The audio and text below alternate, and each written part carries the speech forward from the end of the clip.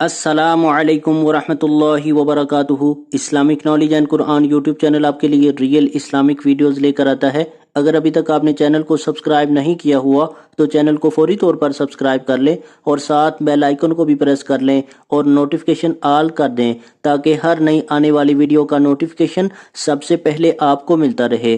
بہت شکریہ۔ تو چلیے آج کی ویڈیو کا آغاز کرتے ہیں اللہ رب العزت کے بابرکت نام کے ساتھ۔ بسم اللہ الرحمن الرحیم۔ سورۃ طٰ۔ سورۃ طٰ مکی سورت ہے، اس میں 135 آیات ہیں۔ تعارف: سورۃ طٰ ان سورتوں میں سے ہے جن کے نام حروف مقطعات پر رکھے گئے ہیں۔ اس سورت کا آغاز حروف مقطعات میں سے طٰ سے ہوتا ہے اور اسی مناسبت سے اس سورت کا نام رکھا گیا ہے۔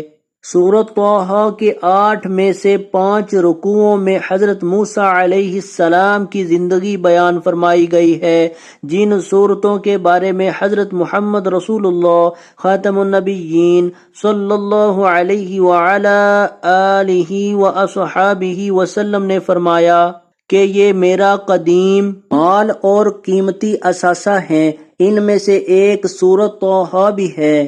حضرت عمر فاروق رضی اللہ تعالی عنہ کے اسلام لانے کے واقعہ میں یہ تذکرہ ملتا ہے کہ جب وہ اپنی بہن کے گھر تشریف لے گئے اور انہوں نے اپنی بہن سے سورۃ طٰ کی تلاوت سنی تو ان کے دل میں اسلام گھر کر گیا اور انہوں نے اسی وقت اسلام قبول کرنے کا فیصلہ کر لیا۔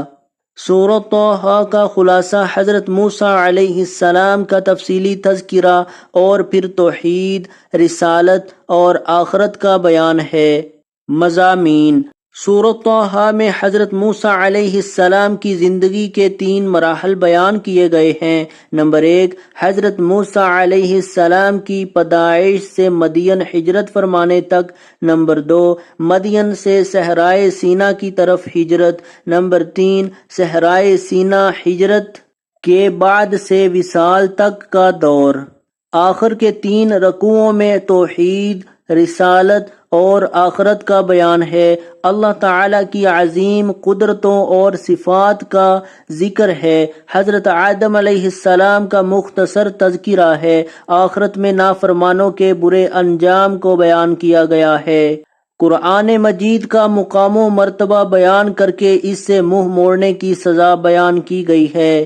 سورۃ طٰ کے آخر میں یہ سمجھایا گیا ہے کہ اللہ تعالیٰ کا قانون ہے کہ وہ کسی قوم کو اس کے کفر اور انکار پر فوراً نہیں پکڑتا بلکہ مہلت دیتا ہے۔ اس لیے حق والوں کو صبر کے ساتھ دین کی دعوت کا کام کرتے رہنا چاہیے اور حق کا انکار کرنے والوں کے معاملے میں جلد بازی اور بے صبری کا مظاہرہ نہیں کرنا چاہیے۔